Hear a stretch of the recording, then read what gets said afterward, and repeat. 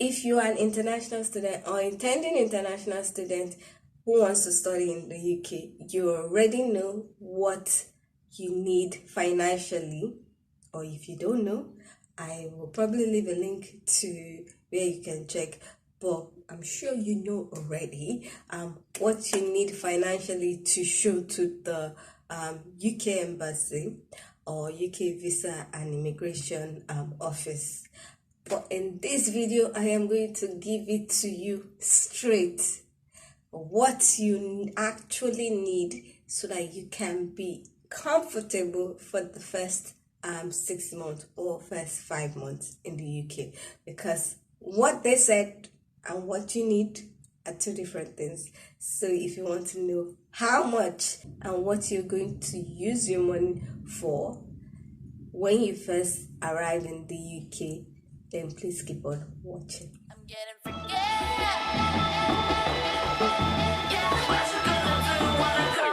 Everybody know I'm a visual.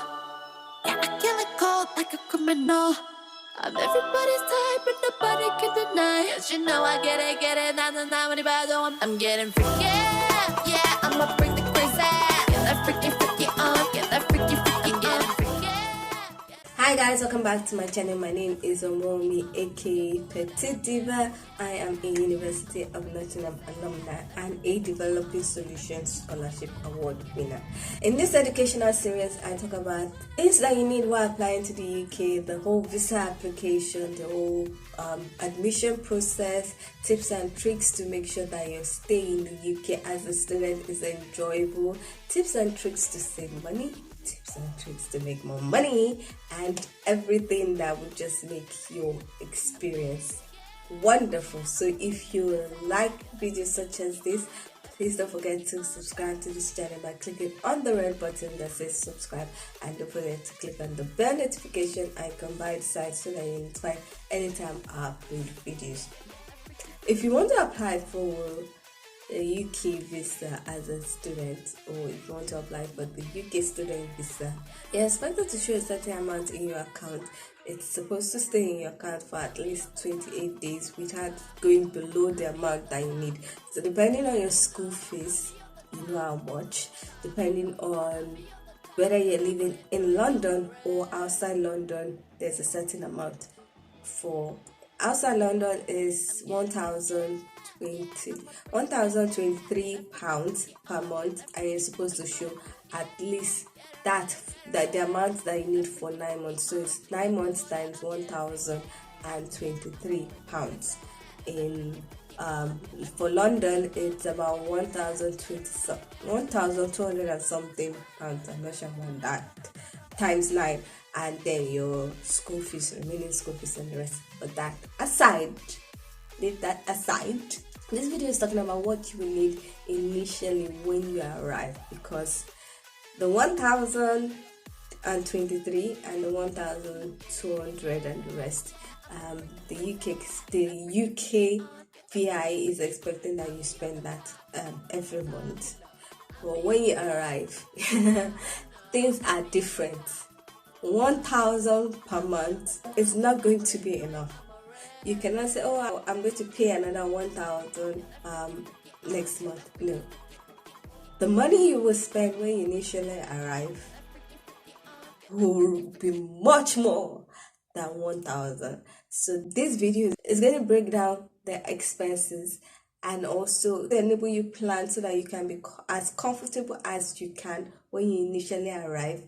So knowing this amount, knowing the breakdown of how much you're going to spend and the amount, will enable you to be able to be as comfortable as possible while working and possibly paid the remaining of your tuition fee. So let's get into what you're going to spend or what you need initially when you arrive in the UK. And the first thing you need is your tuition fee. It is non-negotiable. You don't need the whole 100% because you have already paid a deposit for CAS, which you used to apply for the visa.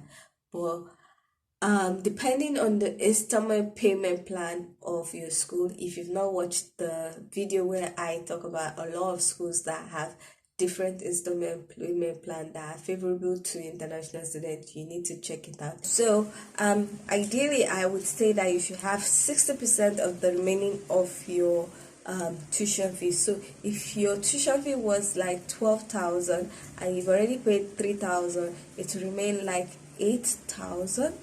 No, it will remain like 9,000. So you should have at least 60% of that 9,000, because most schools might say you should pay a certain amount at enrollment. Depending on the payment plan of your school, you would know how to you know how much you actually need. I would say like have 1 or 2 installment payments with you. So if your school is having like 4 installments after enrollment or after the initial tuition fees, have like 2 of the payment, as have the money that is enough for 2 payments, so that you are comfortable for the first 3 or 4 months, which that's when they will ask for the money. So most of them might say pay in October, pay in January, so have October and January amount. So depending on your school fees, that is up to you to decide how much that is. So I don't have a certain or a stated amount because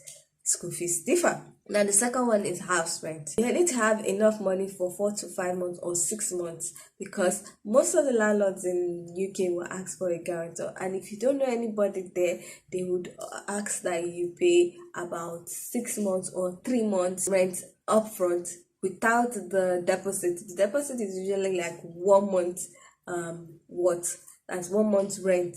So you need to have that. It is best to have that so that you know for the first 5 months or 6 months or 3 months or 4 months you are covered, you have a roof over your head. And the best place to stay would be, in my opinion, is a place with bills inclusive, in at least most of the bills inclusive in the house rent. It saves you a lot of money. It saves you a lot of stress, because at least you know that the water is paid for, the Wi-Fi. Most of the time you might not get Wi-Fi, so you have to get your own Wi-Fi. But at least you know water, gas, electricity is covered. That cost, if you are a single person, I'm going to restrict my calculation to single people who are staying in a single room in a shared apartment. So most of the time, if you can get 450, you can get less, but I'm going to limit myself to 450 per month. If we're doing 450 per month for 4 months, that is about 1.8. If you are paying 6 months, that's about 2.7. That's £2,700. You're also going to need food. Even if you bring food from your home country, you're still going to buy some things. So for that, I said put about £150 for at least 3 to 4 months. You might eat less than that, but just to be on the safe side. So that is about £450 to £600 for food for the first 4 months, 5 months, so that you are comfortable, because you cannot afford to be hungry in another man's country. Then the fourth thing is household items. You can't carry pots.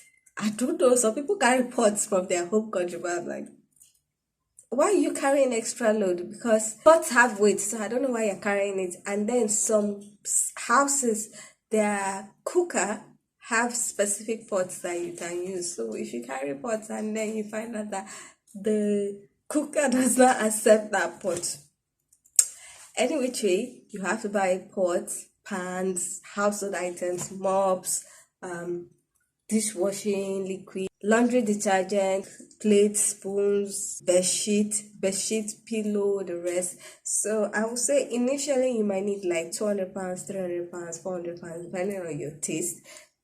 Me, I bought a set of I think I bought a set of plates and cup for like maybe £10. So some people might buy ones that are like £50. And at the end of the day, the plates and all that I used lasted throughout. So you don't have to buy expensive items for some things, but just £200 to £400 should be quite enough for setting up your household items. If you are coming from a tropic region like Nigeria, you don't need to carry clothes, because some of the clothes that you carry will not be useful there, except your traditional wear that you want to wear once in a while, but the rest might not be useful. So you will definitely have to buy clothes and some shoes in the UK. Now, if you've watched my videos where I talked about where you can get things for cheap, you will know where to get all these things for cheap, so you will be able to save money and you don't have to be buying clothes every month. So you can check out that video, and it will save you a lot of money. So for that, you could spend about 200 to 300 pounds for clothes and shoes, and that will last you for at least 6 months. And make sure that you are not cold, because September is already autumn, December winter.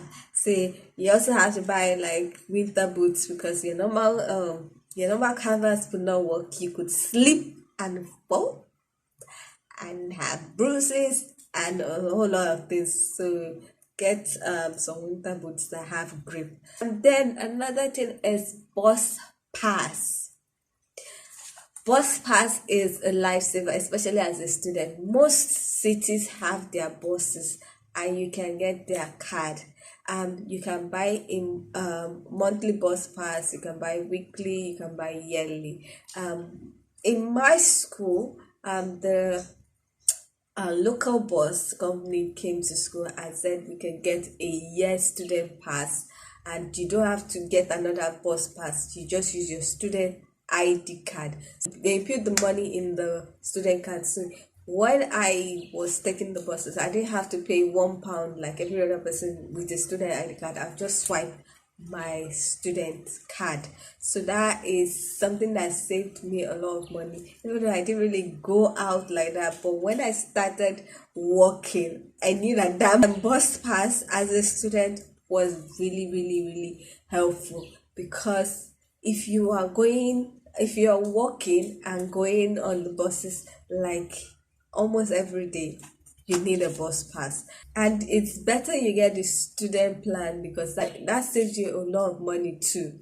So for that, some people might just want to do the 1 month bus pass, or you might want to do the whole year. And for that, I said £50 to 450 pounds. I think it has increased now. Last time I checked, Nottingham City Transport website, it's now about 400 and something. Then it was about 250 or something. Everything is that expensive. So that is for buses. It saves you a lot of card. I think I will show you I even had another card. I had other cards, because there are some buses that are local. There's some buses that go from county to county. So, and there's the tram. So the bus pass that I had was for the local buses, and then the tram I had to get another card, but that also saved me a lot of money. And then for the county to county, I got another card, because there's a bus called Trent Barton. So, and I used to work in Derby from Nottingham, so I had to get that bus pass to reduce my money when I'm going to work there. So that's something you can consider. And then the last thing I said you should have is emergency funds, because things happen before you get a job, or before you settle. You might have to maybe like do some courses. So this money you can use to pay for some courses, like, or you might have to pay for something that would help you get a job. So and that one's about 300 to 500 pounds. So in total, what you actually need, apart from your tuition fees, is about 3,000 to 5,000 pounds. So you see that the amount that you need is a whole lot different than the amount that is stated. But the thing is, after paying this 4 to 5 months or 6 months, you begin to spend less in the other month, and then by then you've already started working. So you're able to save that money that you have worked to either pay your remaining tuition fee or start saving for the visa that you might want to apply after graduation, or save for other things that you wanted to do.